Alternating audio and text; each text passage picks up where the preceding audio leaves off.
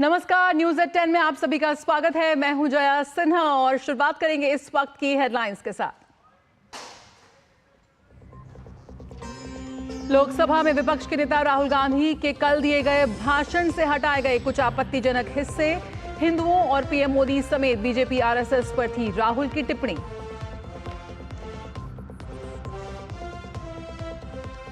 राष्ट्रपति के अभिभाषण के बाद धन्यवाद प्रस्ताव पर आज लोकसभा में बोलेंगे प्रधानमंत्री मोदी। विपक्ष की तरफ से मुख्य वक्ताओं में अखिलेश यादव का होगा बयान।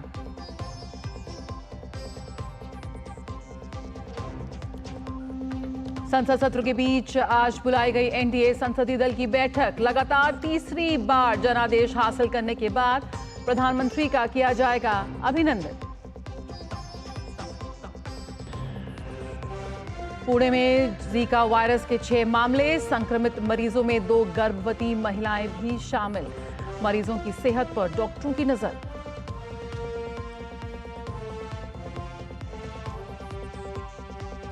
सीबीआई की गिरफ्तारी के खिलाफ केजरीवाल की याचिका पर दिल्ली हाई कोर्ट में सुनवाई आज। 26 जून को तिहाड़ जेल से हुई थी गिरफ्तारी।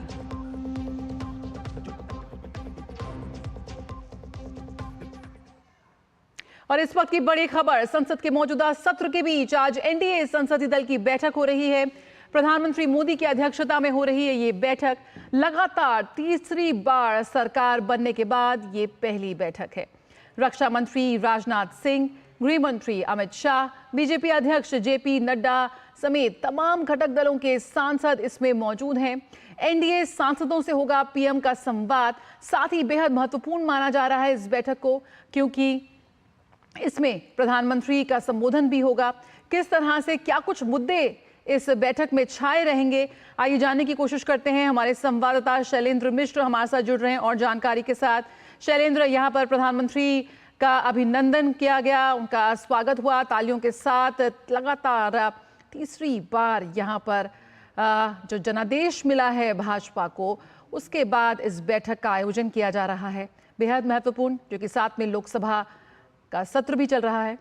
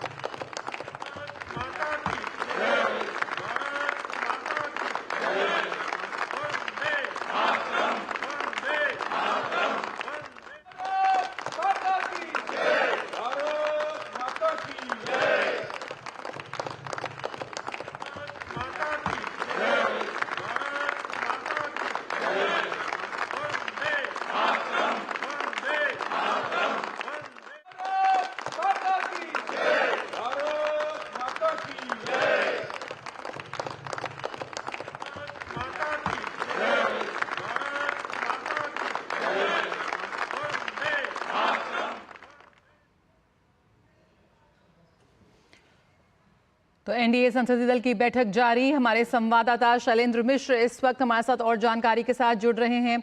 शैलेंद्र, बेहद अहम ये बैठक मानी जा रही है। किस तरह से जो विपक्ष का रवैया है, जो मौजूदा सत्र इस वक्त जारी है, तमाम ऐसे मुद्दे हैं जो इस बैठक में छाए रहने की उम्मीद की जा रही है। क्या कुछ खबर आपको मिल रही है? जय, आप तस्वीरों में देख रहे हैं एनडीए के जो तमाम नेता हैं, एचडी कुमारस्वामी हो, चिराग पासवान हो, राजू रंजन सिंह, ललन सिंह हो, और तमाम जो एनडीए के सहयोगी दल हैं, उनके जो नेता हैं, वो प्रधानमंत्री नरेंद्र मोदी का अभिनंदन कर रहे हैं। हम जानते हैं कि ऐतिहासिक जीत एनडीए को हासिल हुई है।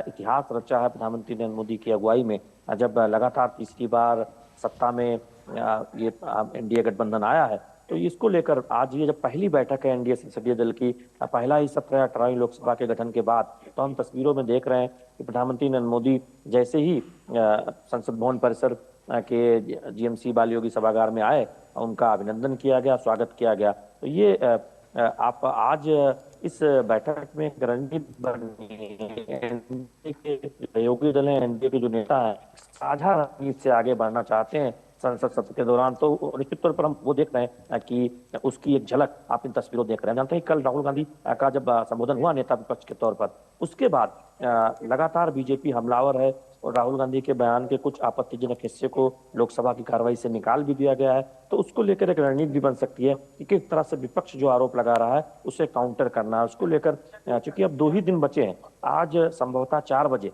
प्रधानमंत्री नरेंद्र मोदी लोकसभा में राष्ट्रपति के धन्यवाद प्रस्ताव पर हुई चर्चा पर जवाब देंगे। निश्चित तौर पर सभी की निगाहें होंगी कि प्रधानमंत्री किन अहम बिंदुओं को उठाते हैं, क्योंकि बीते 10 वर्षों में जो उल्लेखनीय काम हुए उसका राष्ट्रपति के भाषण में उसकी चर्चा हुई थी। और हम देख रहे हैं कि धन्यवाद प्रस्ताव पर चर्चा के दौरान तमाम सत्ता पक्ष के नेता जोर शोर से उपलब्धियों का जिक्र कर रहे हैं। तो निश्चित तौर पर सभी की निगाहें होंगी जब धन्यवाद प्रस्ताव पर चर्चा का जवाब प्रधानमंत्री नरेंद्र मोदी आज लोकसभा में और कल राज्यसभा में देंगे।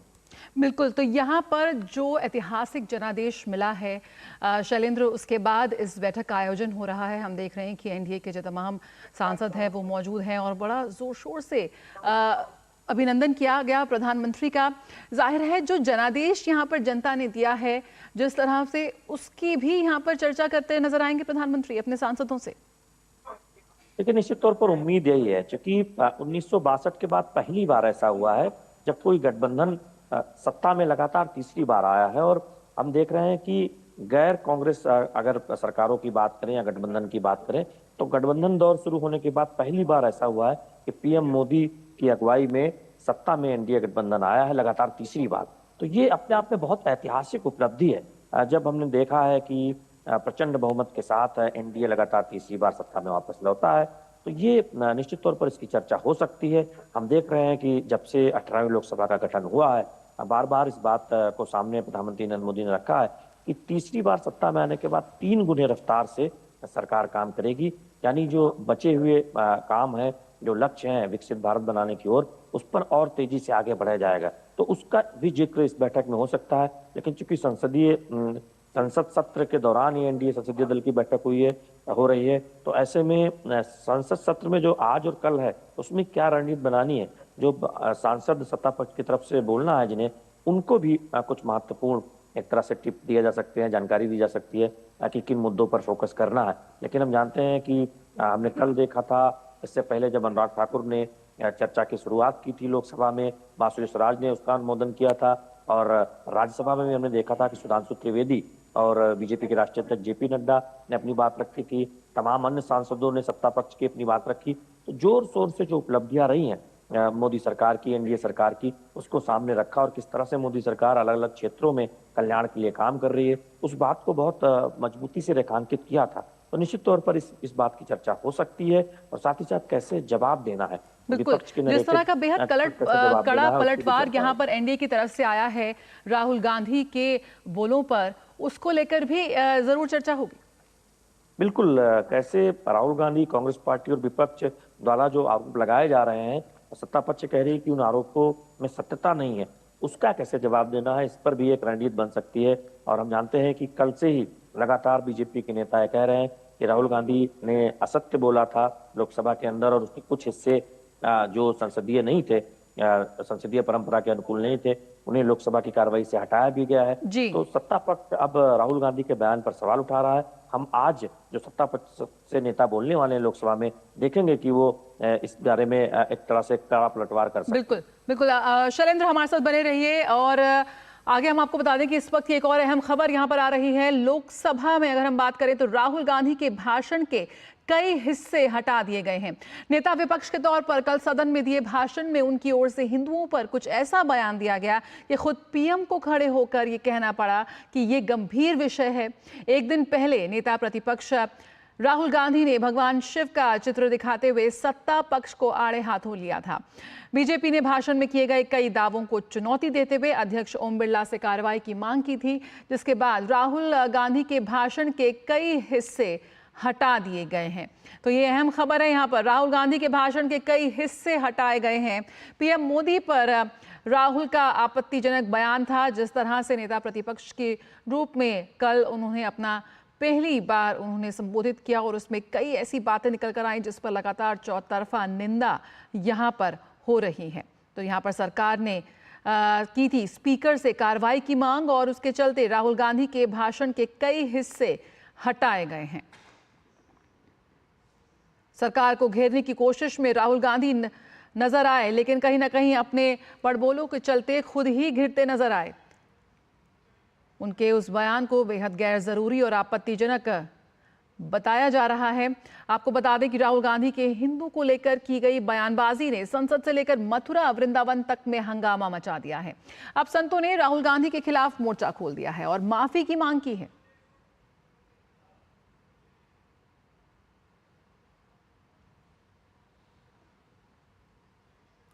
तो राहुल गांधी के बयान से संत समाज नाराज है। देश के अंदर जो जनभावनाएं थीं कि वो अभी परिपक्व राजनीतिक नहीं हो पाए हैं, आज उनका सबसे बड़ा उदाहरण उन्होंने संसद में अपने विपक्ष के नेता होने के बाद पहला दिया है। देश के अंदर जो उनकी अस्वीकार्यता थी, जो उनके मन में देश के हर, चाहे वो युवा हों, चाहे महिलाएं हों, चाहे किसान हों, व्यापारी हों, सब उनको अपक्व नेता के रूप में समझते हैं। मैं समझता हूं कि कांग्रेस को इस पर माफ़ी मांगनी चाहिए हिंदू समाज से, क्योंकि मैं समझता हूँ कि लगभग संपूर्ण देश के अंदर, विश्व में आज हिंदू समाज के लोग संपूर्ण विश्व के अंदर रहते हैं और अशांति का आरोप हिंदू समाज पर ऐसा अल्पपक्व नेता ही जो कांग्रेस के राहुल गांधी उन्होंने लगाया है। राजनीति में गद्दी विरासत में मिल सकती है, बुद्धि नहीं मिल सकती, और राहुल गांधी की बुद्धि जो है वो काम नहीं कर रही। वो हमेशा सनातन के खिलाफ बोलते हैं और ऐसे राजनेता को इस प्रकार की धार्मिक टिप्पणी नहीं करनी चाहिए। 80% लोगों का दिल दुखाया है उन्होंने, उनको माफी मांगनी चाहिए। सनातन के विरुद्ध, हिंदू धर्म के विरुद्ध कोई गलत कार्य नहीं करना चाहिए। राहुल गांधी जी ने बहुत ही बेहुदा और शर्मनाक बयान दिया है। हिंदुओं को हिंसावादी कहा है। हिंदू तो अहिंसावादी है, हिंदू तो परोपकार करने वाला है। हिंदू के बराबर तो करुणावान कोई हो ही नहीं सकता। जिस तरह से राहुल गांधी जी ने संसद में ये कहा है, जो कि संविधान का संसद मंदिर कहा जाता है, और इस तरह की बात करना ये गलत है और इस पर हम संत धर्माचार्य में भारी विरोध है और संसद भवन में सबके सामने राहुल गांधी को माफी मांगनी चाहिए। और संसद के दोनों सदनों में राष्ट्रपति के अभिभाषण प्रस्ताव पर आज भी चर्चा जारी रहेगी। प्रधानमंत्री नरेंद्र मोदी आज लोकसभा में चर्चा का जवाब देंगे, लेकिन उससे पहले भी कुछ सदस्य अपनी बात रखेंगे। विपक्ष की तरफ से मुख्य वक्ताओं में आज अखिलेश यादव लोकसभा में बोलेंगे। राज्यसभा में भी राष्ट्रपति के अभिभाषण पर धन्यवाद प्रस्ताव हो रहा है। लोकसभा में 16 घंटे तो राज्यसभा में 21 घंटे राष्ट्रपति के अभिभाषण पर चर्चा के लिए रखे गए थे। लोकसभा में कल अभिभाषण पर 40 सांसदों ने चर्चा में भाग लिया था। अनुराग सिंह ठाकुर ने धन्यवाद प्रस्ताव पर चर्चा का अनुमोदन किया था और पहली बार चुनकर लोकसभा पहुंची सांसद बांसुरी स्वराज इस अनुमोदन का समर्थन उन्होंने किया था। बीते शुक्रवार को सदन में हंगामे के चलते चर्चा शुरू नहीं हो पाई थी। कल उच्च सदन में 13 सांसदों ने राष्ट्रपति के अभिभाषण प्रस्ताव पर हुई चर्चा में भाग लिया था। और विपक्ष द्वारा अग्निपथ योजना समाप्त करने वाले बयान पर भाजपा सांसद और केंद्रीय मंत्री गिरिराज सिंह ने पलटवार किया है। योजना के लाभार्थी जवानों से अपनी बातचीत का अनुभव शेयर करते हुए केंद्रीय मंत्री ने योजना से जुड़ी सुविधाओं और तथ्यों को लेकर सच्चाई को उजागर करने का प्रयास किया। गिरिराज सिंह ने अपने सोशल मीडिया प्लेटफॉर्म पर वीडियो पोस्ट किया और लिखा कि अग्निवीर की सच्चाई लगातार झूठ फैलाने वाले राहुल गांधी के मुंह पर तमाचा है। आप अग्निवीर में कब गए? 2022 नवंबर 25 नवंबर को भर्ती हुए थे। 2022 25 नवंबर। हाँ। आप क्या महसूस करते हैं? बड़े नेता कुछ लोग कहते हैं अग्निवीर में जो जा रहा है उसकी जिंदगी बर्बाद हो रही है। वो अभी ट्रेनिंग दिया जा रहा है, उसके बाद उसमें 2 ऑप्शन भी है। जिसको रहने का मन होगा फॉर्म भरा जाएगा और जिसको नहीं रहना होगा वो सीधा अपना फॉर्म भर के मतलब वो ऑफिस में जमा कर देगा। मतलब मुझे नहीं रहना है 4 साल के बाद, तो वो ऑटोमेटिक निकल जाएगा। उसके बाद जो रहना चाहेगा उसका फॉर्म भरा जाएगा। फिर 4 साल तक जो टेस्ट होते रहेगा वो टेस्ट, उसका ट्रेड वर्क, पूरा small arms, firing, running, drill जो भी है पूरा मतलब टेस्ट होगा, उसका नंबर देखा जाएगा। उसके बाद फाइनली फिर दिल्ली हेडक्वार्टर से पूरा जिसका EME का ब्रांच सिकंदराबाद में है, तो मेरा पूरा हेडक्वार्टर में कागज सब रिकॉर्ड वहीं जमा रहता है, तो वहाँ से मेरा फाइनल लिस्ट बनेगा। तो जब 4 साल की ट्रेनिंग होगी हाँ, और उस बीच में टेस्ट होता है तो उसमें से आर्मी में लोग जाएंगे? आर्मी में जाएंगे। उसके बाद GT से जो अभी अग्निवीर में भर्ती हो रहा है उसको BSF में 4 साल के बाद BSF में 4 साल के बाद जाएंगे, CRPF में जाएंगे, ITBP में जाएंगे, SSB में जाएगा और CISF में जाएगा, रेलवे में जाएगा, RPF में जाएगा। ये इतने 7 तरह के लोगों में कोटा फिक्स किया गया। 10% 15% करके। उसका सीट अलग रहेगा।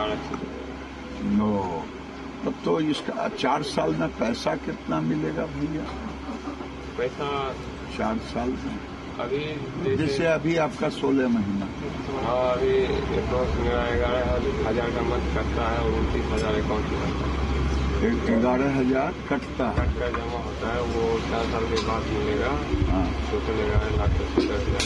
11,75,000 और कुछ नगद भी में। हाँ, नगद 29,000 मिला। 29,000 नगद भी मिलता है।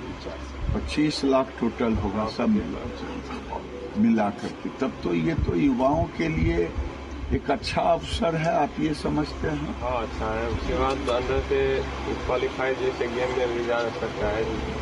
गेम बहुत सारा अंदर गेम होता है, गेम कोटा में, स्पोर्ट कोटा में जाता है। तो राहुल गांधी पर यहाँ पर गिरिराज सिंह का पलटवार। आखिर क्या है ये अग्निपथ योजना, आइए समझते हैं। अग्निपथ योजना यानी कि कम उम्र में युवाओं के लिए एक सुनहरा भविष्य, भारतीय युवाओं को सशस्त्र बलों में भर्ती होने का अवसर देने वाली ये योजना है। चयनित उम्मीदवारों को 4 साल की अवधि के लिए यहाँ पर चुने जाएंगे ये जो अग्निवीर होंगे, और नियुक्ति अवधि पूरे होने पर स्थायी कैडर के रूप में, उनके नियमित कैडर में उनको नामांकित किया जाएगा। भारतीय सशस्त्र बलों में अग्निपथ योजना से चुने जाएंगे अग्निवीर, और जो चयनित उम्मीदवार होंगे उनको 4 साल की अवधि के लिए किया जाएगा नियुक्त। और 4 साल होने पर अग्निवीर को अन्य क्षेत्रों में रोजगार के भी मौके मिलते हुए नजर आएंगे। नियुक्ति अवधि पूरी होने पर स्थायी कैडर में नामांकन के लिए आवेदन का अवसर भी उन्हें मिलेगा। 25% तक अग्निवीर सशस्त्र बलों के नियमित कैडर में भी होंगे नामांकित। और BSF CISF में 10% आरक्षण, उम्र और फिजिकल टेस्ट से छूट भी मिलेगी, यानी कि जोखिम में कठिनाई, राशन, पोशाक, यात्रा भत्तों का लाभ भी मिलेगा। और सेवा निधि में मासिक वेतन का 30% अग्निवीर द्वारा अंशदान के लिए भी नियुक्त किया गया है। और इस निधि में सरकार द्वारा भी बराबर राशि का योगदान यहाँ पर किया जा रहा है। तो 4 वर्षों के बाद करीब 10 लाख रुपए और अर्जित ब्याज, आयकर से मुक्त का भी यहाँ पर लाभ है। और जीवन बीमा कवर का भी यहाँ पर लाभ दिया गया है 48 लाख रुपए का। और सेवा के दौरान मृत्यु होने पर 44 लाख रुपए की अतिरिक्त अनुग्रह राशि का भी यहाँ पर आवंटित किए गए हैं। तो अग्निपथ योजना में कम उम्र में जो युवा हैं, किस तरह से उनके लिए एक बेहद सुनहरे भविष्य के अवसर देखते नजर आ रहे हैं, ये पूरी खबर है अग्निपथ योजना। शैलेंद्र मिश्रा हमारे साथ यहाँ पर जुड़े हुए हैं। शैलेंद्र, पहले बात कर लेते हैं जिस तरह से राहुल गांधी की बात हो रही है कि उनके सरकार ने उनके जो बयान उन्होंने दिया उस पर कार्रवाई की मांग की और यहाँ पर कार्रवाई होते हुए जो उनके भाषण के कई जो अंश हैं वो यहाँ पर हटा दिए गए हैं। इसको लेकर क्या कुछ अपडेट है, क्या कुछ प्रतिक्रिया यहाँ पर सामने आ रही है और ख़ास तौर पर कांग्रेस की प्रतिक्रिया भी, क्योंकि जिस तरह से वो उनकी बयान को यहाँ पर उसका समर्थन कर रहे हैं लेकिन कहीं ना कहीं सफाई देते भी नजर आ रहे हैं कांग्रेसी अपने नेता के इस पूरे भाषण को। देखिए जया, जो एनडीए संसदीय दल की बैठक चल रही थी वो अब खत्म हो गई है और उसमें प्रधानमंत्री नरेंद्र मोदी का अभिनंदन किया गया, उनका स्वागत किया गया। आपने थोड़ी देर पहले तस्वीरों में दिखाया भी था। राहुल गांधी के जो लोकसभा में बयान से जुड़ी बातें हैं उसमें हम जानते हैं कि 3 महत्वपूर्ण बिंदुओं पर राहुल गांधी ने जो बयान दिया था उस पर आपत्ति जताई थी। ट्रेजरी बेंच ने, सत्ता पक्ष की तरफ से कहा गया था कि वो असत्य बोल रहे हैं, जो बोल रहे हैं वो तथ्य उसका सही नहीं है और कुछ ऐसे शब्द बोल रहे हैं जिसका प्रयोग संसद के भाषण में, संबोधन में नहीं करना चाहिए। तो हम देख रहे हैं कि हिंदुओं को लेकर जो उन्होंने कुछ कहा था वो लोकसभा की कार्रवाई से हटाया गया है। इसके साथ साथ बीजेपी पर जो आरोप लगाया था, इन शब्दों का इस्तेमाल किया था, उसे हटाया गया है। संसद में एक नियम है कि संसद में जो सदस्य नहीं है या फिर जो दूसरे सदन का सदस्य है उसका नाम लेकर कोई आप आरोप नहीं लगा सकते। तो ऐसे कुछ लोगों का नाम उन्होंने लिया था, उद्योगपतियों का, वो हटाया गया है। तो कुल मिलाकर देखें कि उनके भाषण से जो आपत्तिजनक हिस्से थे जिस पर ट्रेजरी बेंच ने भी आपत्ति जताई थी और लोकसभा सचिवालय को लगा कि वो शब्द सही नहीं है, संसदीय परंपरा के अनुकूल नहीं है, उनको हटाने का काम किया गया है। हम जानते हैं कि बीजेपी कल से ये कह रही थी कि राहुल गांधी ने जो बयान दिया वो नेता विपक्ष की जो पद की जो गरिमा उसके अनुकूल नहीं है। खुद प्रधानमंत्री नरेंद्र मोदी ने कहा था कि वो नेता विपक्ष को बहुत गंभीरता से सुनते हैं। इसका तात्पर्य यही था कि नेता विपक्ष की पद की एक गंभीरता होती है। और कल जब राहुल गांधी बयान दे रहे थे तो हमने देखा कि सत्ता पक्ष की तरफ से तमाम बड़े नेताओं ने ये कहा था कि वो जो बात कह रहे हैं। बिल्कुल शैलेंद्र, आपको यहाँ रोकना चाहेंगे, इस वक्त किरेन रिजिजू बोल रहे हैं, आइए सीधे रुक कर लेते हैं उनका।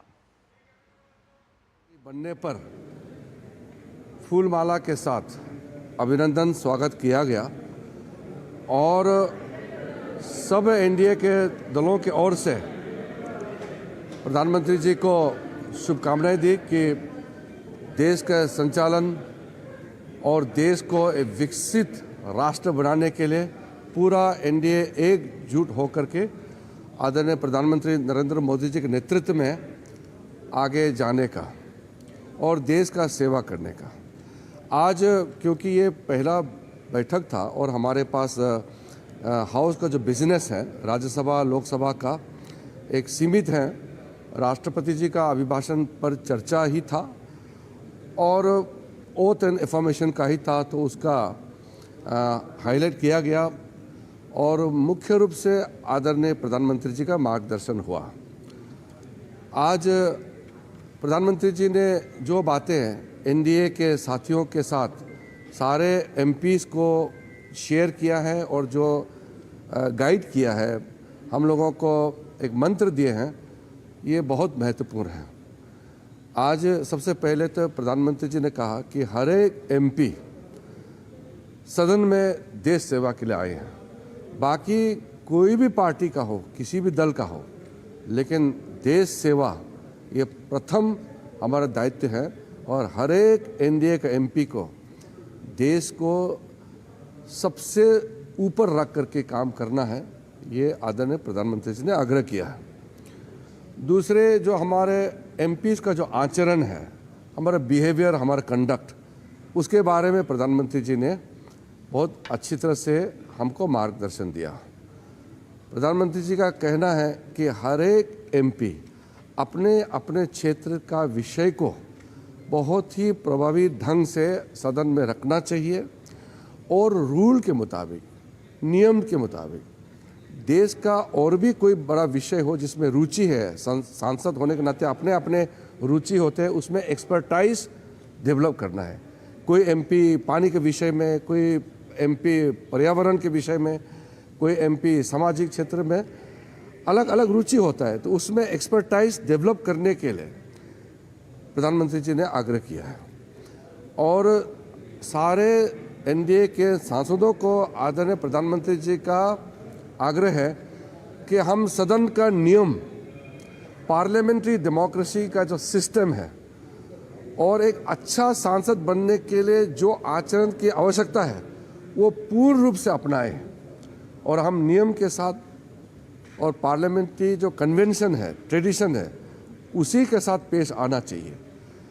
तो ये प्रधानमंत्री जी का जो मार्गदर्शन रही है, मैं मानता हूँ कि हर एक एमपी को, खास करके जो पहले बार चुन के आए हैं, ऐसे सांसदों के लिए बहुत अच्छा मंत्र दिया है और प्रधानमंत्री जी के बात को सुन करके एक अच्छा प्रभावी सांसद बनने में पूरा आगे मौका मिलेगा और इसी मंत्र के साथ हम सब चलेंगे, ये हमने तय किया है। और एनडीए का कोऑर्डिनेशन, फ्लोर कोऑर्डिनेशन, एकजुट में काम करने का बहुत अच्छा स्वरूप आज देखने को मिला है और मैं आदरणीय प्रधानमंत्री जी को धन्यवाद देता हूं कि हमारे पहले एनडीए पार्लियामेंट्री पार्टी मीटिंग में आ करके हम सबको मार्गदर्शन दिया और सारे एनडीए के साथियों को मैं धन्यवाद देना चाहता हूं। सब ने 100% नेता सहित सारे सदस्य ने आज के पहली एनडीए पार्लियामेंट्री पार्टी बैठक में सम्मिलित किया। और पीएम साहब ने और एक बहुत महत्वपूर्ण आग्रह किया है, हर एक एमपी को अपने परिवार सहित प्रधानमंत्री संग्रहालय में जाना चाहिए।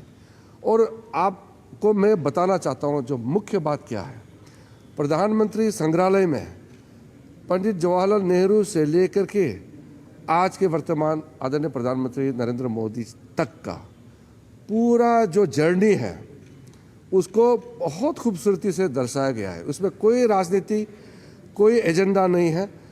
अपने अपने कार्यकाल में हर प्रधानमंत्री ने देश को आगे ले जाने के लिए योगदान दिया है, उसको जिक्र किया गया है पूरे प्रधानमंत्री के संग्रहालय में। तो इसमें चाहे वो पहले, क्योंकि मोदी जी का आने से पहले कई प्रधानमंत्रियों का जिक्र नहीं होते थे, जैसे मोरारजी देसाई, फिर बाद में चौधरी चरण सिंह, फिर चंद्रशेखर, फिर देवेगौड़ा जी, नरसिम्हा राव जी, कई मुख्यमंत्रियों का जिक्र नहीं होते थे, कई प्रधानमंत्रियों का जिक्र नहीं होते थे। तो ये अभी का जो प्रधानमंत्री संग्रहालय, ये पहला ऐसा एक एफर्ट किया गया है मोदी जी के द्वारा कि हर एक प्रधानमंत्री जी का योगदान को देश जानना चाहिए, उसका सराहना करना चाहिए, उससे सीख होना चाहिए। हमको उससे सीखना है, जानकारी लेना है और साथ साथ उनको श्रद्धांजलि देना है हर एक प्रधानमंत्री जी का जो मूल रूप से इस देश को आगे ले जाने के लिए अपने अपने कार्यकाल में जो काम किए हैं।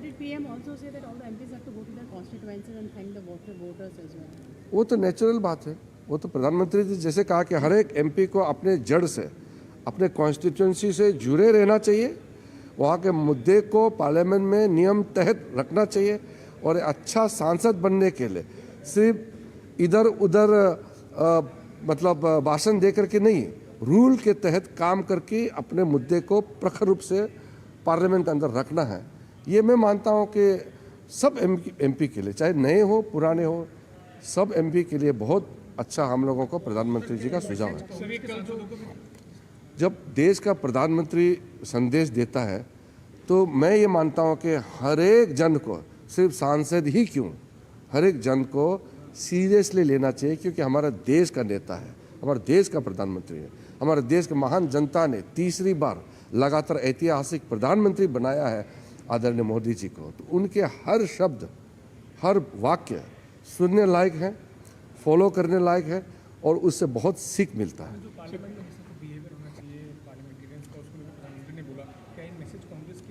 ये सबके लिए, जैसे मैंने कहा कि कांग्रेस के एमपी, जैसे कल उनके leader of opposition Rahul Gandhi ji ने जो बिहेव किया और जैसे स्पीकर की तरफ में अपना पीठ दिखाता है, फिर नियम के बाहर बोलता है, फिर स्पीकर को ही इंसल्ट करते हैं, तो ऐसा हमारे पार्टी के लोग नहीं करना चाहिए। हमारे एनडीए के सांसदों को ऐसा जो नियम के बाहर काम नहीं करना चाहिए, ये हम सब के लिए सीख है। पीएम के भाषण में कल जो राहुल गांधी का जो भाषण था उसका कोई डायरेक्ट इनडायरेक्ट नहीं, उसमें उसको ये मीटिंग उसके लिए नहीं, ये हमारा अपना एनडीए को किसी प्रकार हम अच्छा काम करें, तालमेल हो, एक हमारा अच्छा पार्लियामेंट परफॉर्मेंस होना चाहिए, ये आपस का एक तालमेल का बहुत अच्छा सकारात्मक बैठक है। आज प्रधानमंत्री जी का लोकसभा में राष्ट्रपति जी का अभिभाषण पे जो धन्यवाद प्रस्ताव है उसका जवाब 4 बजे देंगे। 4 बजे आज के तारीख 2 तारीख जुलाई 4 बजे प्रधानमंत्री जी का रिप्लाई होगा।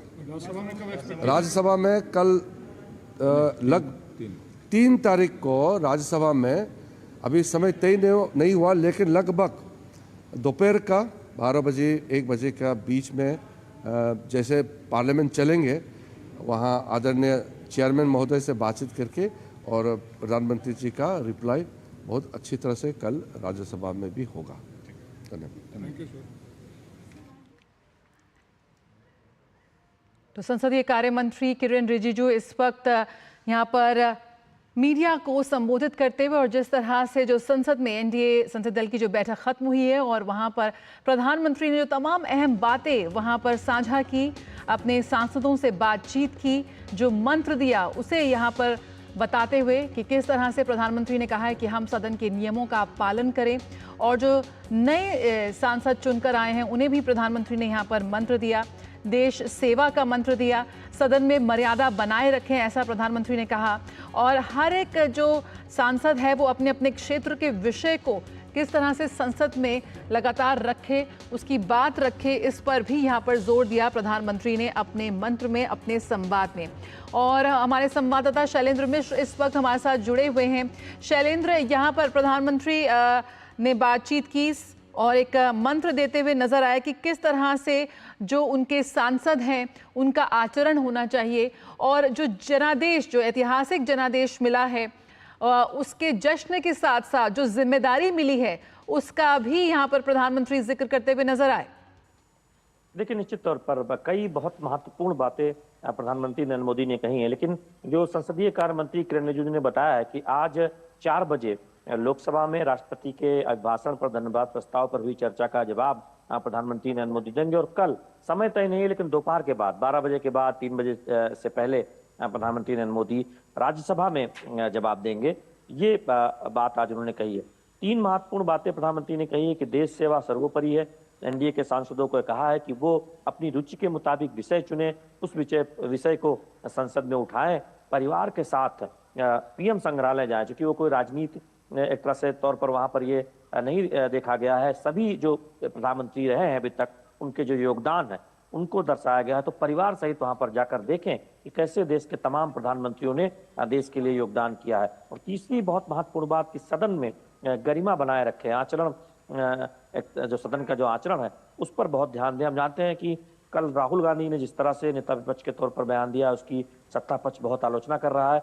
आज सीधे तौर पर उसका जिक्र तो प्रधानमंत्री नरेंद्र मोदी ने नहीं किया, जैसा कि संसदीय कार्य मंत्री ने कहा कि यह बैठक एनडीए सांसदों के लिए बुलाई गई थी, लेकिन सांसदों को यह कहा है कि वो अपनी बात रखते वक्त, सदन में व्यवहार के वक्त इस बात का ध्यान रखें कि सदन की गरिमा बनाई रखी जाए। तो ये एक तरह से देखें 3 महत्वपूर्ण बातें आज प्रधानमंत्री नरेंद्र मोदी ने अपने संबोधन में एनडीए सांसदों को कही है। उससे पहले हम जानते हैं कि प्रधानमंत्री नरेंद्र मोदी जैसे पहुंचे एनडीए संसदीय दल की बैठक में, उनका स्वागत किया गया, उनका अभिनंदन किया गया। आप तस्वीरें देख रहे हैं, एनडीए के तमाम जो नेता हैं, सांसद हैं, एचडी कुमारस्वामी, राजीव रंजन सिंह, ललन सिंह, चिराग पासवान, जीतन राम मांझी से तमाम जो एनडीए के सांसद हैं उन्होंने माला पहनाकर प्रधानमंत्री नरेंद्र मोदी का अभिनंदन किया। आप तस्वीरों में देख रहे हैं, बीजेपी के राष्ट्रीय अध्यक्ष जेपी नड्डा हैं, आप रक्षा मंत्री राजनाथ सिंह को देख रहे हैं और तमाम जो केंद्रीय मंत्री हैं, जो एनडीए के सांसद हैं, वो तस्वीरों में नजर आ रहे हैं। तो बहुत महत्वपूर्ण बैठक, चूंकि ये जो सत्र है ये मुख्य तौर पर देखें तो नवनिर्वाचित लोकसभा के सांसदों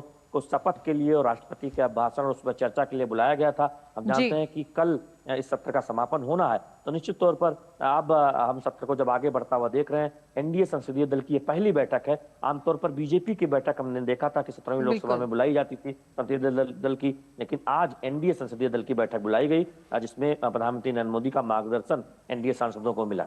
बिल्कुल, तो पीएम का एनडीए सांसदों से संवाद, तो बैठक खत्म हो गई है और यहाँ पर क्या कुछ अहम बिंदु रहे इस पर हम लगातार आपको जानकारी दे रहे हैं। बहुत बहुत शुक्रिया शैलेंद्र फिलहाल इस जानकारी के साथ जुड़ने के लिए। और यहाँ पर खबरों में आगे बढ़े तो अयोध्या में विस्थापितों को मिले मुआवजे को लेकर विपक्ष के नेता राहुल गांधी और यूपी के सीएम योगी आदित्यनाथ आमने सामने आ गए हैं। अयोध्या में विस्थापितों को मुआवजा बांटने संबंधी बयान पर भी मुख्यमंत्री योगी आदित्यनाथ ने राहुल गांधी को घेरते हुए कहा कि उन्होंने संसद में भी झूठ बोला। उन्होंने राहुल पर संसद जैसे पवित्र स्थान पर गलत बयानी का आरोप लगाते हुए कहा कि उन्होंने ये बयान अयोध्या को बदनाम करने के लिए दिया है। उन्होंने बताया कि अयोध्या में विभिन्न विकास कार्यों के दौरान विस्थापित हुए लोगों को 1733 करोड़ रुपए की धनराशि मुआवजे के तौर पर दी गई है।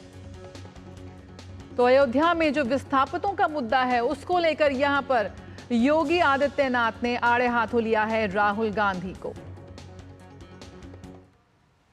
जिसके नाम पे जमीन थी, जिसके नाम पे दुकान थी, जिसके पास दुकान का पोजीशन था, उन्हें प्रॉपर कंपनसेशन दिया गया। प्रॉपर कंपनसेशन देने के साथ ही जो दुकानें थी, जो अपने पीछे दुकान बना सकते थे, उनके लिए उस प्रकार की एफआईआर में छूट दी गई। जिन लोगों के पास उस प्रकार की स्पेस नहीं थी, उनके लिए मल्टी लेवल कॉम्प्लेक्स बना करके वहां पर उन्हें शॉपिंग कॉम्प्लेक्स में उन्हें स्थान देने की कार्य को आगे बढ़ाया गया। श्री राहुल गांधी के बयान सत्य से परे हैं, झूठ का एक पुलंदा है। उत्तर प्रदेश और अयोध्या को बदनाम करने की साजिश है। तो राहुल गांधी के बयान को पूरी तरह से झूठा यहां पर बताया है उत्तर प्रदेश के मुख्यमंत्री योगी आदित्यनाथ पर कड़ा प्रहार करते हुए राहुल गांधी के बयान पर जो उन्होंने कल संसद में कहा है, और उस पर योगी आदित्यनाथ ने कहा कि वो पूरी तरह से झूठ बोल रहे हैं। खबरों का सिलसिला जारी रहेगा, रुकेंगे एक छोटे से ब्रेक के लिए, जल्द हाजिर होते हैं।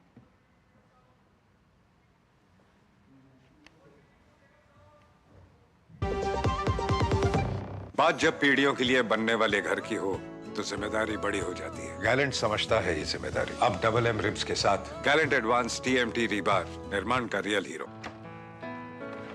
पापा ये सब? हाँ, जो चीजें सालों से बेवजह पड़ी हो उन्हें हटा देना चाहिए। ये भी दादाजी की पुरानी पासबुक और एफडी। अरे ये कैसे रह गया? पैसे गए? नहीं, उपाय है। बैंक खाते को संचालित करते रहना चाहिए, वरना खाता इनऑपरेटिव हो जाता है। ऐसे में बैंक से संपर्क करें, खाता सक्रिय करवाएं और आपकी रकम जो है उसे ब्याज समेत क्लेम करें। दादू ये आरबीआई कहता है जानकार बनिए, सतर्क रहिए। सही कह रहा है। ब्रेक के बाद स्वागत है, आप देख रहे हैं न्यूज़ एट 10। लोकसभा में बतौर नेता विपक्ष पहली बार दिए गए भाषण पर राहुल गांधी बुरी तरह से घिर गए हैं। संसद में दिए गए बयान पर हिंदू संतों सहित विभिन्न धर्मों के धर्माचार्यों ने कड़ी निंदा की है। राहुल गांधी जी ने पार्लियामेंट में बोलते हुए एक अभय मुद्रा का जिक्र किया है, और उसकी तुलना उन्होंने जो मुसलमान इस्लाम में हम जो दुआ मांगते हैं दोनों हाथ जोड़ करके, उन्होंने कहा है कि अभय मुद्रा इस्लाम में भी है। देखिए, अभय मुद्रा हिंदू धर्म के अंदर विभिन्न मुद्राओं का जिक्र है। देवी देवताओं के उनके अकॉर्डिंग जो देवी देवता हैं उसके अंदर उनकी विभिन्न मुद्राएं हैं, उसमें हो सकता है। लेकिन इस्लाम में मूर्ति पूजा या पूजा पाठ का कोई जिक्र नहीं है, और ना ही किसी किस्म से अभय मुद्रा का कोई जिक्र है। और मैं नहीं समझता कि किस कंसेप्ट में उन्होंने इसलिए को इस्लाम से जोड़ा है, और शायद उन्होंने जस्टिफिकेशन देने की कोशिश की है कि कांग्रेस का जो सिंबल है वो अभय मुद्रा जो वो इस्लाम में भी है।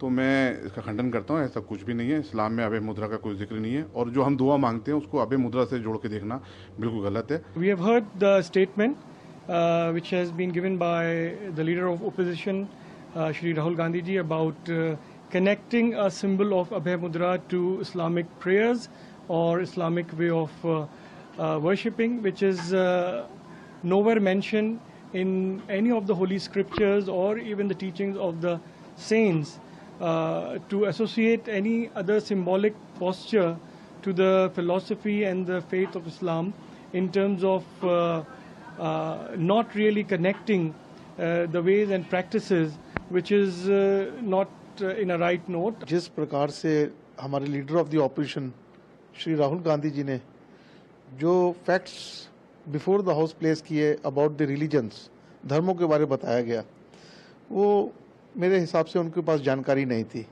अधूरी जानकारी, गलत जानकारी उन्होंने हाउस में रखी है, जिसकी मुझे बहुत ही आज पीड़ा है।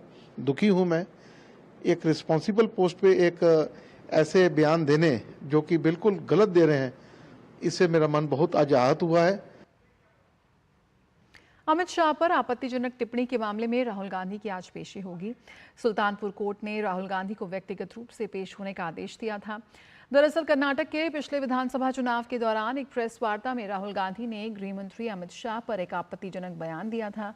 इसी बयान से आहत होकर सुल्तानपुर के बीजेपी नेता विजय मिश्र ने राहुल गांधी के खिलाफ परिवाद दाखिल किया था, जिसे कोर्ट ने स्वीकार कर राहुल के खिलाफ मुकदमा चलाने का आदेश दिया था। दिल्ली हाई कोर्ट में आज दिल्ली के मुख्यमंत्री और शराब घोटाले के आरोपी अरविंद केजरीवाल की याचिका पर सुनवाई होगी। इस याचिका में अरविंद केजरीवाल ने सीबीआई द्वारा अपनी गिरफ्तारी को चुनौती दी है। कल ही केजरीवाल ने ये याचिका लगाई थी, जिसे अदालत ने सुनवाई के लिए मंजूर कर लिया। सीबीआई ने 26 जून को तिहाड़ जेल से केजरीवाल को गिरफ्तार किया था। केजरीवाल की ओर से कहा जा रहा है कि उन्होंने अदालत के 26 जून के उस आदेश को भी चुनौती दी है, जिसके तहत उन्हें सीबीआई की 3 दिन की हिरासत में भेजा गया था। राष्ट्रीय मानवाधिकार आयोग ने पश्चिम बंगाल के उत्तर दिनाजपुर में एक जोड़े की सार्वजनिक रूप से पिटाई की घटना का स्वतः संज्ञान लिया है। कथित तौर पर टीएमसी से जुड़े लोगों ने की थी उस जोड़े की पिटाई, और एनएचआरसी ने कहा है कि मामले से पता चलता है कि राज्य के अधिकारियों ने ना तो अतीत में हुई ऐसी घटनाओं में कोई सबक सीखा है और ना ही एनएचआरसी द्वारा उठाई गई चिंताओं पर कोई ध्यान दिया। एनएचआरसी ने पश्चिम बंगाल के मुख्य सचिव और पुलिस महानिदेशक को नोटिस जारी कर 1 सप्ताह के भीतर मामले में विस्तृत रिपोर्ट मांगी है। तो बंगाल की घटना पर सख्त है मानवाधिकार आयोग। और पश्चिम बंगाल के राज्यपाल सीवी आनंद बोस ने कूच बिहार और कोलकाता में भयानक हिंसा की लगातार घटनाओं की आलोचना करते हुए ममता बनर्जी की सरकार को आड़े हाथों लिया है। उन्होंने कहा कि इसके लिए जिम्मेदार लोगों, खास तौर पर सरकार में बैठे लोगों को इसके लिए जवाब देना होगा। There is bloodbath on the streets of Bengal. Yes, there is death dance which you see in the villages of Bengal. What did you see the other day? Most disgusting sight, inhuman sight of a helpless woman being beaten in front of the people who did not react, who did not revolt. Is there a police force here? Yes, there is a police force. But people are asking, who is the cop, who is the thief? That difference is blurred. Criminalization has taken place in a section of the police force. Even some of the IPS officers are playing to the gallery for this. I'm shocked. There will be action. The Constitution of India, the laws of the land, will see that a nemesis comes very soon. Action will be taken. Those responsible for this, particularly in government. Maharashtra के पुणे में Zika virus के 6 मामले सामने आए हैं। Zika virus से संक्रमित मरीजों में 2 गर्भवती महिलाएं भी शामिल हैं। स्वास्थ्य विभाग के अधिकारियों के मुताबिक पुणे के एरंद दवाने इलाके की एक 28 वर्षीय गर्भवती महिला जीका वायरस से संक्रमित पाई गई है। इस बीच महिला की जांच रिपोर्ट भी पॉजिटिव आई है। उसके अलावा 12 सप्ताह की एक अन्य गर्भवती महिला भी जीका वायरस से संक्रमित पाई गई है। फिलहाल दोनों महिलाओं की हालत स्थिर है। ये दोनों गर्भवती महिलाएं एरदवाने इलाके की ही रहने वाली हैं। नगर निगम के स्वास्थ्य विभाग ने बताया कि मरीजों का देश या विदेश में यात्रा का कोई इतिहास नहीं है।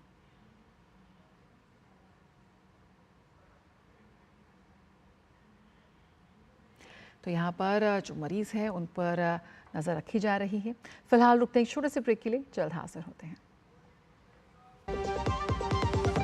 बात जब पीढ़ियों के लिए बनने वाले घर की हो तो जिम्मेदारी बड़ी हो जाती है। गैलेंट समझता है ये जिम्मेदारी। अब डबल एम रिब्स के साथ गैलेंट एडवांस TMT रीबार निर्माण का real hero. Muthoot finance, India का number 1 most trusted financial services brand. तो गोल्ड लोन के लिए कॉल करें 1-800-313-1212।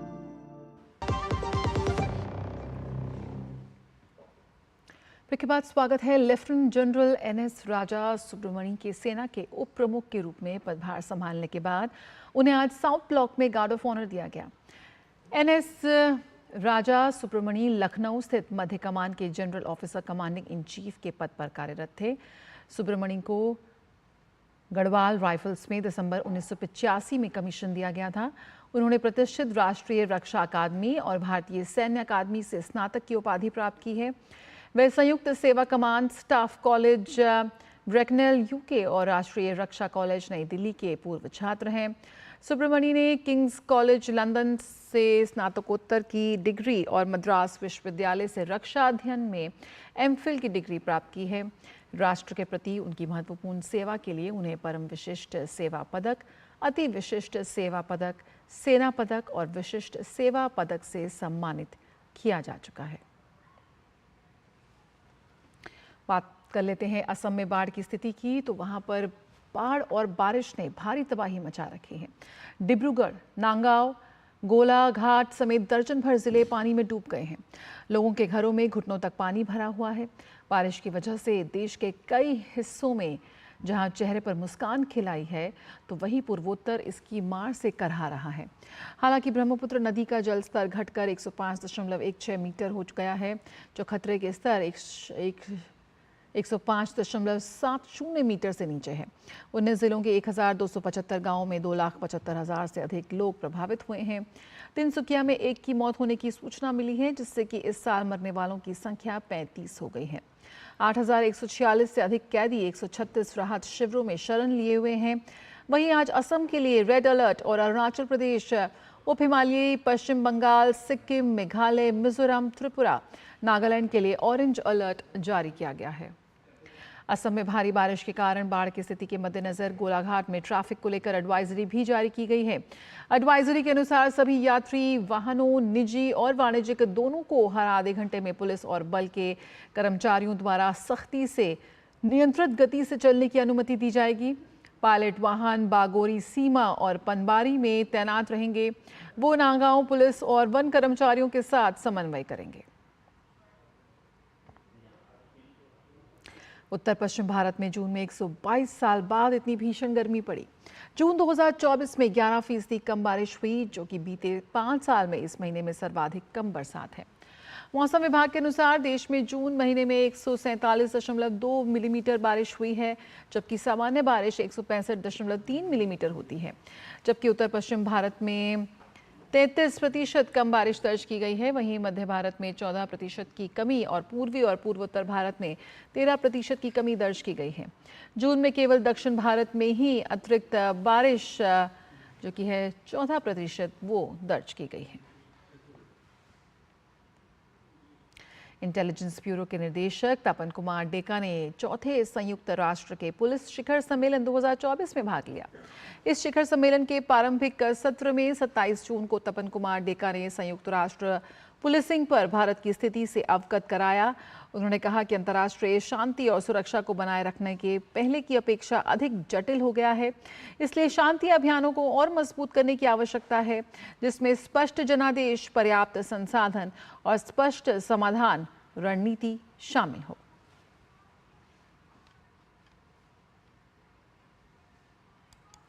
मुंबई की एक विशेष अदालत ने इंडियन ओवरसीज बैंक आईओबी से जुड़े ऋण चूक मामले में विजय माल्या के खिलाफ गैर जमानती वारंट जारी किया है। अदालत ने कहा कि वर्तमान मामला विजय माल्या और उनकी कंपनी को 2007 से लेकर 2012 के बीच आईओबी द्वारा दिए गए लगभग 180 करोड़ रुपए के कई ऋणों का है। इस मामले में विजय माल्या सहित कुल 10 आरोपी हैं। ये मामला अगस्त 2016 में दर्ज किया गया था। सभी आरोपियों को पेश होने के लिए समन जारी किया गया है, लेकिन विजय माल्या के लिए विशेष सीबीआई अदालत ने गैर जमानती वारंट भी जारी किया है। बाबा बर्फानी के दर्शन के लिए श्री अमरनाथ यात्रा के तीर्थयात्रियों का एक और जत्था पंथा चौक श्रीनगर बेस कैंप से रवाना हुआ। कड़ी सुरक्षा के बीच ये जत्था पंथा चौक यात्रा आधार शिविर से बालटाल और पहलगाम मार्गों के लिए रवाना हुआ। श्री अमरनाथ जी यात्रा के लिए देश भर से आ रहे शिव भक्तों में उत्साह चरम पर है। 3 दिन में 51,000 से ज्यादा श्रद्धालु दरबार में पहुंचे हैं। सोमवार को जहां पहलगांव और बालटाल मार्ग से तीसरा जत्था रवाना हुआ, वहीं घाटी के लिए चौथा जत्था जम्मू के आधार शिविर भगवती नगर से रवाना हुआ। अच्छा, सोचिए जरा, ट्रेन की जर्नी के बिना ही आपको उसमें सफर करने के अनुभव के साथ ही लज्जतदार व्यंजन का लुत्फ उठाने का मौका मिल जाए तो कितना अच्छा लगेगा। मुंबई के दादर रेलवे स्टेशन के बाहर रेलवे ने कुछ ऐसी ही शुरुआत की है, जो है रेस्टोरेंट ऑन व्हील्स। यहाँ ट्रेन के डिब्बे में सजा है राज दरबार। वहीं एक्सप्रेस मेन्यू के साथ ट्रेन पकड़ने वाले यात्रियों के साथ ही अन्य लोगों को भी मिल रहा है बेहद जायकेदार व्यंजन चखने का मौका। और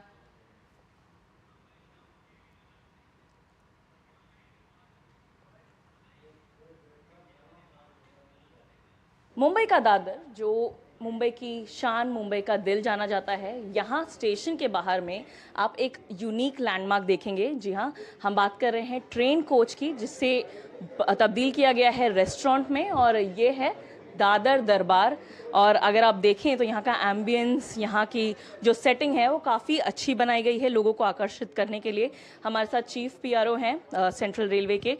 क्या आइडिया था आपको, आपके दिमाग में आया जब आप एक डिस्कार्डेड कोच को देखते हैं और एक अच्छा लैंडमार्क बनाने के तरफ में प्रयास करते हैं? तब इसमें जैसे हम लोग बोलते हैं रीयूज़ रिसाइकल वाला जो 3R वाला कंसेप्ट है, उसको काफ़ी अच्छे तरीके से इसमें इस्तेमाल किया गया है। ये रेलवे की एक पहल है जिसको अक्रॉस भारतीय रेल के सभी क्षेत्रों में या सभी डिवीज़नों में इसको कार्यान्वित किया गया है। अगर हम लोग मुंबई मंडल मध्य रेलवे की बात करेंगे तो यहाँ पे ये पहले छत्रपति शिवाजी महाराज टर्मिनस पे भी किया गया था।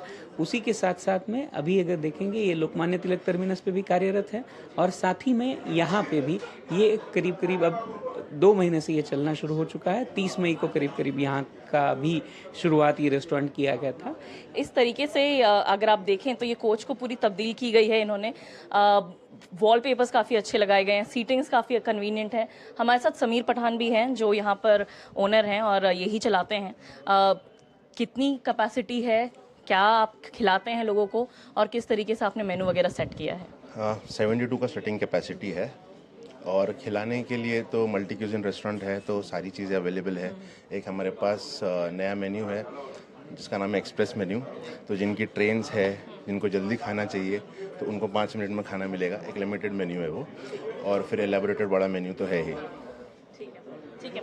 तो अगर आप देखें यहाँ पीछे तो 72 की कैपेसिटी जो ये बता रहे थे वो पूरी कोच है, और काफ़ी सारे अलग मेन्यू, काफ़ी सारे अलग इन्होंने क्यूजीन्स भी बनाए हुए हैं यहाँ पर। और इसी तरीके से जो प्रवासी हैं वो अगर प्रवास कर रहे हैं और कुछ देर का समय है उनके पास, तो आ सकते हैं यहाँ पर अपना समय व्यतीत कर सकते हैं, या जो लोकल्स हैं यहाँ पर वो आकर भी इसका स्वादिष्ट जो व्यंजन है इनके, उसका लुत्फ उठा सकते हैं। कैमरा पर्सन कपिल मस्की के साथ श्यामा मिश्रा, डीडी न्यूज़, मुंबई। नाम भी ऐसा रखा है दादर दरबार, यानी बैठ के और खाना खाने के बाद में ऐसा लगा कोई तो राजेशाही दरबार में बैठे हम। बहुत बहुत शुक्रिया जो रेलवे ने बना के दे दिए हैं इनको।